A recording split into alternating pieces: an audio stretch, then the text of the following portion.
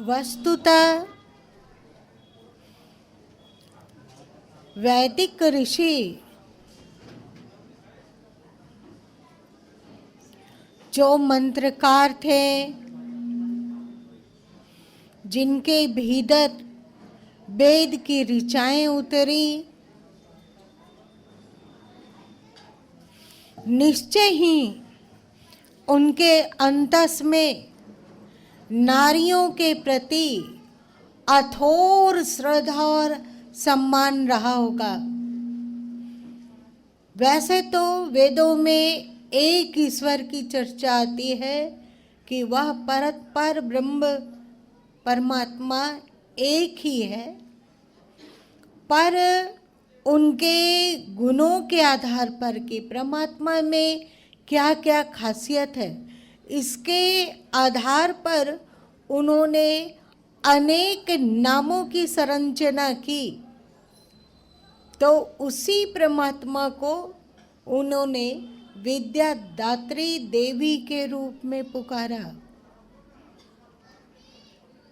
परमात्मा वही है, वही एक है, पर हमारे ऋषियों ने विद्या की अधिष्ठात्री को सरस्वती कहा, धन की अधिष्ठात्री को लक्ष्मी कहा और बल की अधिष्ठात्री को काली, दुर्गा, पार्वती जो सो कहा, अष्टांगी इत्यादि इत्यादि। सोच सकते हैं आप कि मानव जीवन के 3 आवश्यक गुण, आवश्यक बल, धन, बल और बुद्धि, विद्या,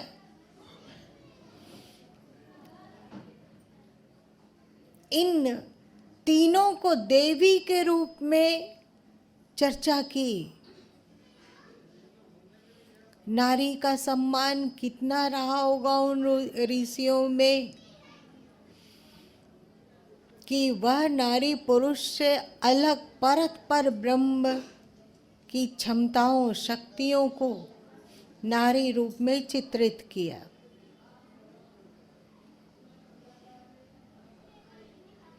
फिर पुराणकार इन नामों के आधार पर आकृतियों की कल्पना की और उनका पौराणिक रूप दे दिया। जो पुराणकार थे वे, तो पुराणों में आता है कि आज ही के दिन देवी सरस्वती प्रकट हुई थी। मतलब आज ही के दिन हमारे ऋषियों ने देवी सरस्वती की आकार की कल्पना की थी। वे कैसी हैं? तो श्वेत वस्त्र धारिणी है। उनका रंग कैसा है? तो श्वेत गोरा रंग है। उनका वाहन क्या है? तो हंस वाहन है। उनके हाथों में है क्या क्या? तो उनके हाथों में वीणा है और एक हाथ में माला है और एक हाथ में वेद है। मतलब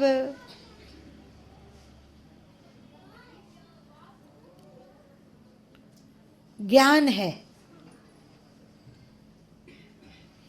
आज ही के दिन देवी सरस्वती को मूर्त रूप दिया गया था। उस दिन से आज के दिन को सरस्वती पूजा के रूप में मनाया जाता है। एक साकार मतलब वह ज्ञान स्वरूप परमात्मा की ज्ञान अधिष्ठात्री कैसी होंगी? तो शुभ्रता, सात्विकता, तेजस्विता को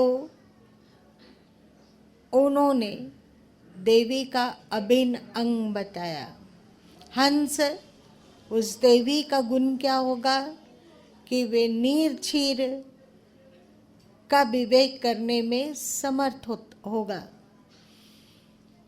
मतलब हंस जैसे पानी और दूध में से दूध को ग्रहण कर देता है और पानी को छोड़ देता है, उसी तरह जिस पर देवी की कृपा होगी वह सही और शुभ को तो ग्रहण कर लेगा, परंतु अशुभ और गलत का त्याग करेगा।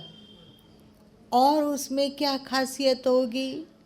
जिनमें देवी सरस्वती का आशीर्वाद उतरा है तो वे अध्यात्म वेता होंगे। माला एकाग्रता का सूचक है। माला बताता है कि जिस पर देवी की कृपा होगी उसका मन एकाग्र और शांत होगा। और क्या होगा? तो वह संगीत भावना का प्रतीक है। वह इंसान भावनाप्रद होगा, उसके अंतस में प्रेम होगा। दो ऑर्गन हमारे शरीर में बहुत महत्वपूर्ण है, एक हृदय और एक मस्तिष्क। मस्तिष्क बुद्धि का प्रतीक है और हृदय भावना का प्रतीक है। तो जो व्यक्ति केवल मस्तिष्क प्रधान होता है वह क्षोभ, क्रोध, द्वेष, मैं, तू, स्वार्थ बुद्धि से भर जाता है। पर जब वह उसमें हृदय जुड़ जाता है, भावना जुड़ जाती है, तो वह बड़ा ही प्रेमिल हो जाता है।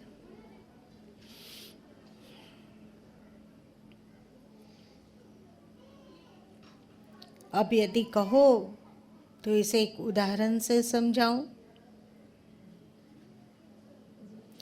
जब गुरु माँ दीक्षा देते हैं किसी को, यदि वो नारियल तोड़ता है और आधा नारियल गुरु माँ उसे प्रसाद देते हैं, तो हमेशा जिसमें छिद्र है वो नारियल स्वयं गुरु माँ रखते हैं और जिसमें छिद्र नहीं है वो नारियल दीक्षा लेने वाले को दिया जाता है। इसमें गुरु माँ की क्या भावना होती है?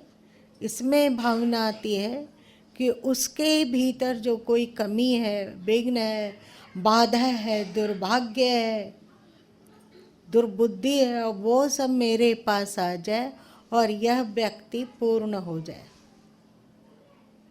अजीब लगेगा सुनकर, ये कोई सोच भी नहीं सकता है कि इसके पीछे इस तरह का मंतव्य होगा। एक और ध्यान देने की बात है, एक साथ कोई काला और सफ़ेद कलम का रंग का कलम चलाता बंदगी करता है तो अक्सर गुरु माँ काला कलम स्वयं रख लेते हैं और सफ़ेद कलम उसको दे देते हैं। कोई डार्क कलर का कलम चढ़ाया है और कोई सॉफ्ट कलर का कलम चढ़ाया है, तो उसमें डार्क कलर का कलम गुरु माँ स्वयं रख लेते हैं और सात्विक कलर अगले को दिया जाता है। इसके पीछे गुरु माँ का क्या मंतव्य रहता होगा? इसके पीछे मंतव्य रहता है कि यदि उसके भाग्य में अज्ञान है, कम बुद्धि है, अथवा पढ़ लिख नहीं पा रहा है वह, तो डार्क कलम के द्वारा भावना होती है कि उसे गुरु माँ ले लेते हैं, और यदि गुरु माँ में कोई शुभ्रता है, शांति है, सात्विकता है, तो वो उसको मिले ऐसी भावना रखते हैं। यह ऐसा कैसे होता है? ऐसी बुद्धि कैसे होती है? ऐसा नहीं कि कोई शास्त्र में ये सब बातें लिखी हुई है, ऐसा नहीं है कि इसे ढिंढोरा पीटा जाता है कि गुरु माँ ऐसे करते हैं। गुरु माँ दीक्षा तो आज हमें लगता है 30-35 साल से दे रहे होंगे, परंतु आज तक कभी नहीं चर्चा की कि वे ऐसा करते क्यों हैं कि छेद वाला नारियल स्वयं रख लेते हैं, और जो ठीक नारियल है जिसमें भग्नता नहीं है वो शिष्य लोग को दे देते हैं। इसके पीछे गुरु माँ का उद्देश्य क्या होता है, इसकी चर्चा कभी नहीं की, कलम के बारे में कभी नहीं बोला। ऐसा कैसे हो रहा है गुरु माँ के साथ? यदि देवी मतलब ज्ञान की अधिष्ठात्री की कृपा किसी पर होती है तो वो इंसान की बुद्धि के साथ भावना भी जुड़ जाता है। उसे लगता है कि हे प्रभु, संभव हो तो सबका दुख हमें दे दो और सबको सुखी बना दो। ये है भावना प्रधानता।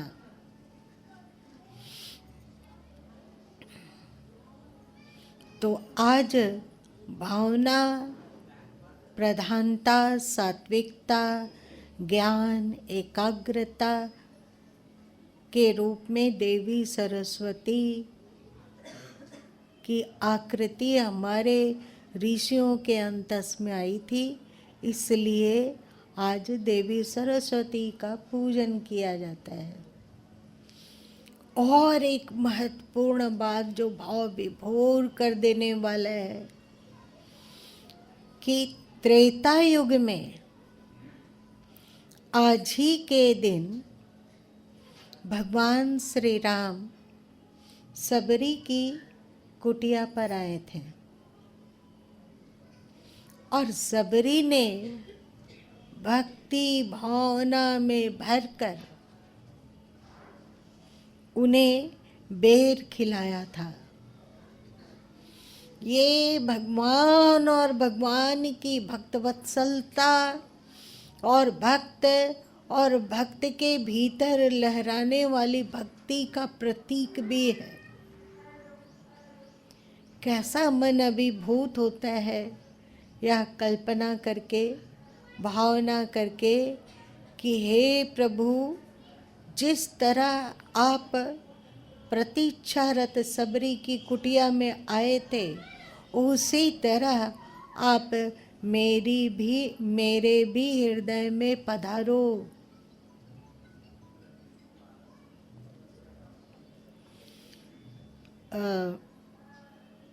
इस कथा का प्रचार नहीं हुआ।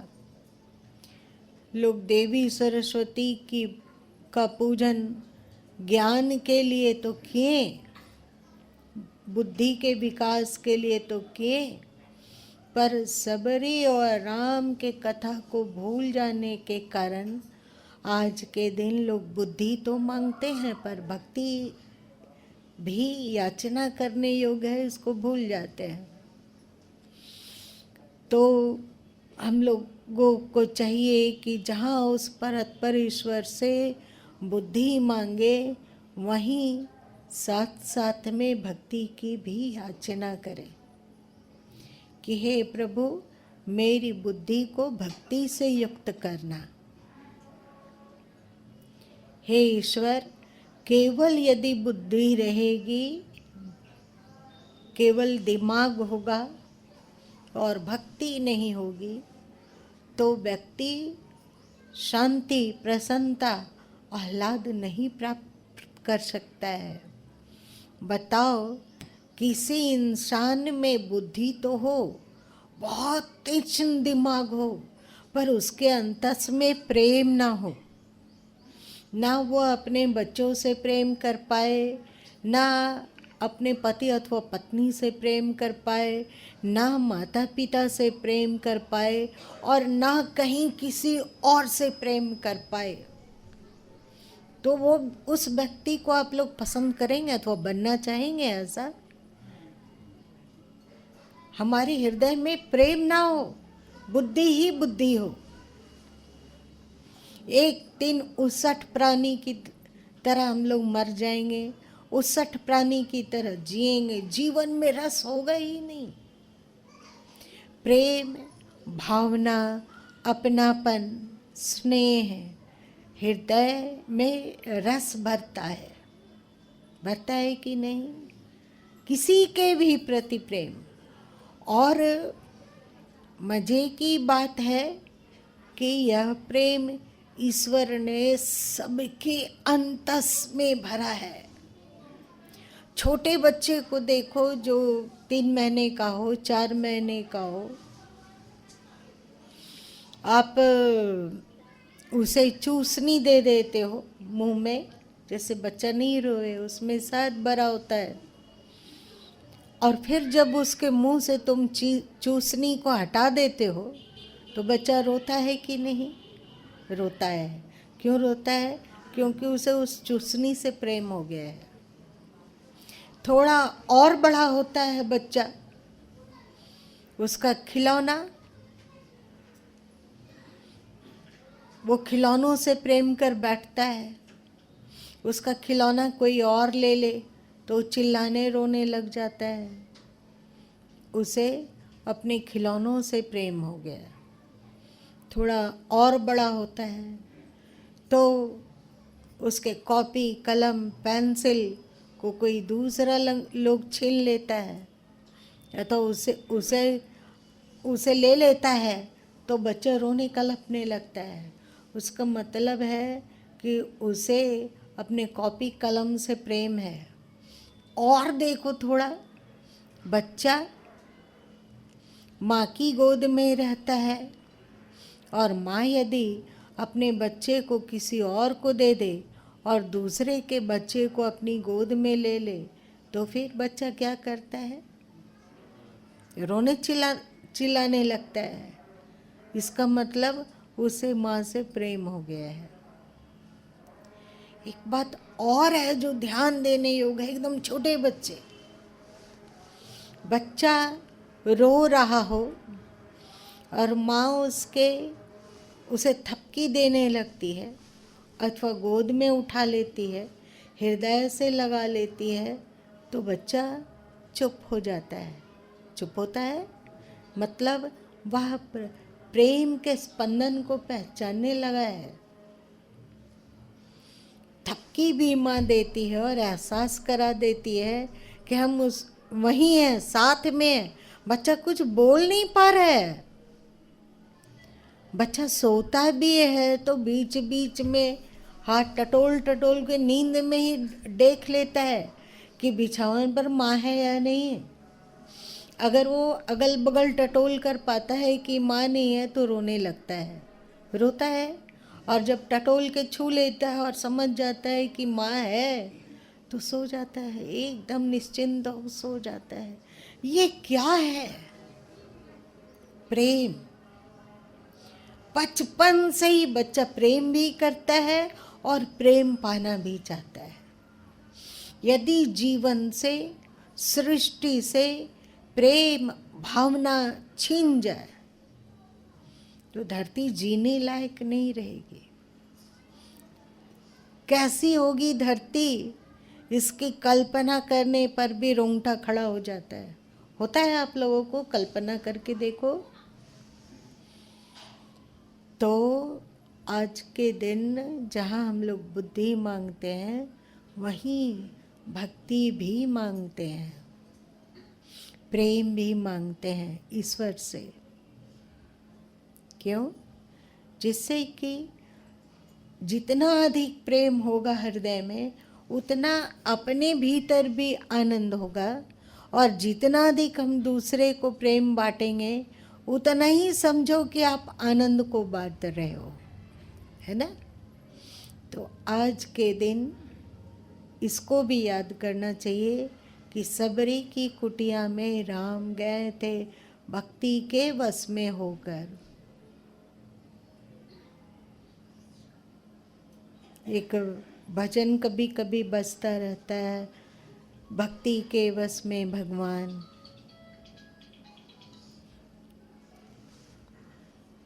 प्रेम से ईश्वर भी आकर्षित हो जाते हैं, तो प्रेम और भक्ति से सुख, शांति, आनंद, एकाग्रता क्यों नहीं अंतस में उमगेगी।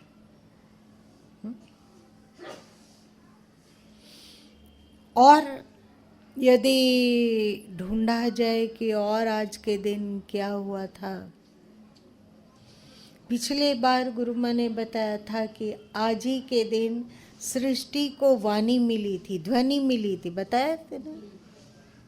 आज कुछ और बताया गया कि आज के दिन देवी सरस्वती को क्यों कहा गया, और शबरी और राम की घटना भी। साथ साथ में आज कुछ और भी बातें हैं। राम सिंह, गुरु राम सिंह, जिन्होंने कूका आंदोलन, आप लोग पढ़े होंगे इतिहास की किताब में, कूका आंदोलन। हाँ, पढ़े हो ना। हाँ, तो आज के दिन कूका आंदोलनकारियों को तोप के सामने में हाथ बांधकर उड़ा दिया गया था, क्योंकि वे देश की आज़ादी की बात कहते थे। अंग्रेजों ने उड़वाया, पढ़े हो गए इतिहास। आज ही का दिन था। आज ही के दिन पृथ्वीराज चौहान अपनी मूर्खता के कारण 16 बार किसको क्षमा किए थे? मोहम्मद गोरी को क्षमा किए, और 17वें बार वे पराजित हो गए। तो मोहम्मद गोरी पृथ्वीराज चौहान को बंदी बनाकर अफगानिस्तान ले गया, और मोहम्मद गोरी सुन रखे थे कि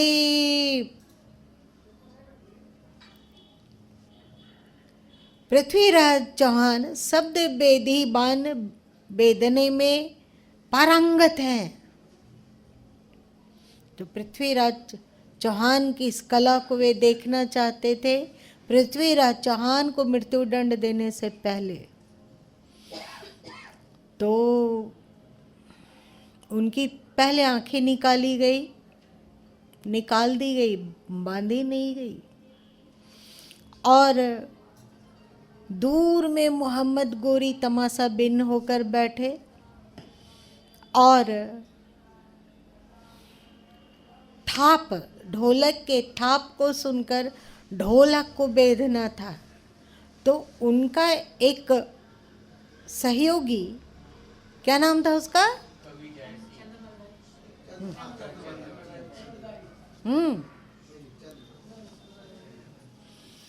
उन्होंने मोहम्मद गोरी के पीछे थाप लगाया, और थाप में ही बता दिया कि पृथ्वीराज चौहान, मोहम्मद गोरी कहाँ बैठे हुए हैं। इशारा, और पृथ्वीराज चौहान ने बाण चलाया। मोहम्मद गोरी का हृदय बीत गया, मारा गया मोहम्मद गोरी। लेकिन उनके अनुचरों ने पृथ्वीराज चौहान और थाप लगाने वाले चंद्रवर जी की भी हत्या कर डाली।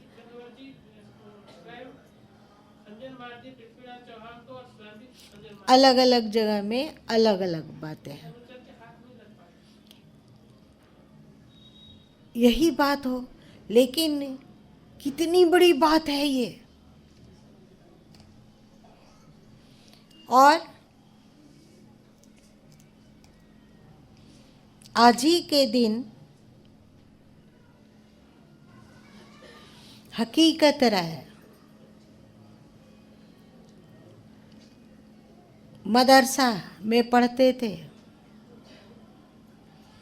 सभी बच्चे उठकर खेलने लग गए। मुल्ला कुछ देर के लिए बाहर गए, सभी खेलने लग गए, परंतु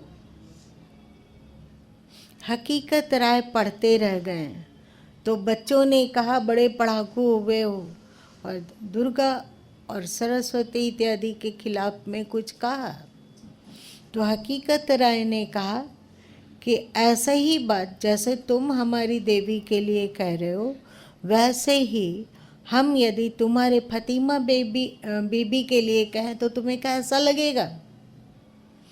बस ये कोई गड़बड़ बात नहीं बोली हकीकत राय ने, पर या तो इस्लाम स्वीकार करो अथवा मरने के लिए तैयार हो जाओ। वह 15 साल का छोटा बच्चा मर गया, पर इस्लाम स्वीकार नहीं किया। वो भी आज ही के दिन था। तो इस तरह हम लोग फिलहाल 3 शिक्षा ले सकते हैं आज के दिन, अथवा ईश्वर से प्रार्थना कर सकते हैं कि हे प्रभु, बुद्धि के साथ प्रेम भी देना, भक्ति भी देना, भावना भी देना, और हे प्रभु सुभत्व के लिए सुभत्व का पालन कर सकें, अपने धर्म का पालन कर सकें, सत्य का पालन कर सकें, इसकी शक्ति भी देना। मतलब बुद्धि, भक्ति और शक्ति। बुद्धि, भक्ति और शक्ति। हम परमात्मा से प्रार्थना करें कि हे प्रभु, हम सबको तीक्ष्ण बुद्धि देना, और साथ साथ में भक्ति का खजाना भी हमारे भीतर भरना, और साथ साथ में दुष्टों से हम अपने परिवार के, अपने समाज की, अपने देश की, अपने धर्म की रक्षा कर सकें, इसकी शक्ति भी देना। और जब 3 चीज़ हम लोगों को पूरी तरह मिल जाएगा तो हम लोग बिल्कुल माला माल हो जाएंगे। 1 मिनट के लिए सभी आंखें बंद कर लो और भगवान से तीनों चीज़ों के लिए प्रार्थना करो। शांत रहो, शरीर को हिलाओ डुलाओ नहीं, और भावपूर्वक, प्रेम पूर्वक, इतनी भावना के साथ कि आंखें भर आए, छलक पड़े, अंदर से पुकारें कि हे प्रभु, हमें प्रज्ञा दो, हे प्रभु, हमें विवेक युक्त बुद्धि दो, हे प्रभु, हमारी बुद्धि कुशाग्र हो।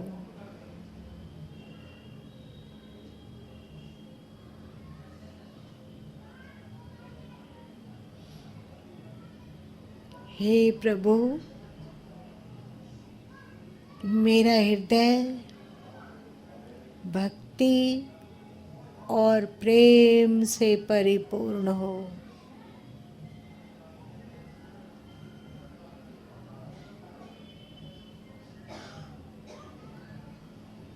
हे नारायण, हे सर्वसमर्थ, हे परम दयालु,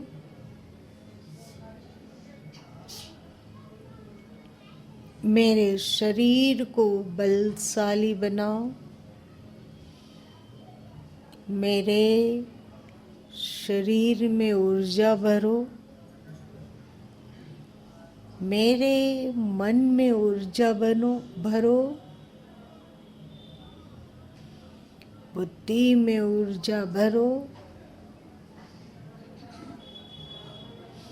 और मुझे बलशाली और शक्तिशाली बनाओ।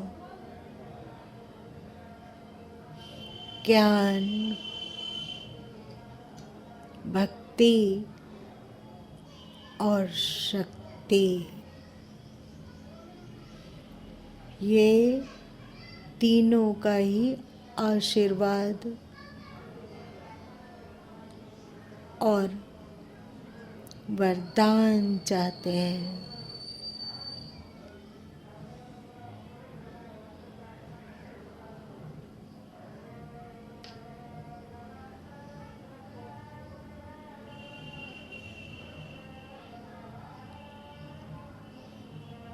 हमारी शक्ति उच्छृंखल ना हो, आसुरी शक्ति ना बने, प्रत्युत हमारी शक्ति ज्ञान, प्रेम, भक्ति की रक्षक बने।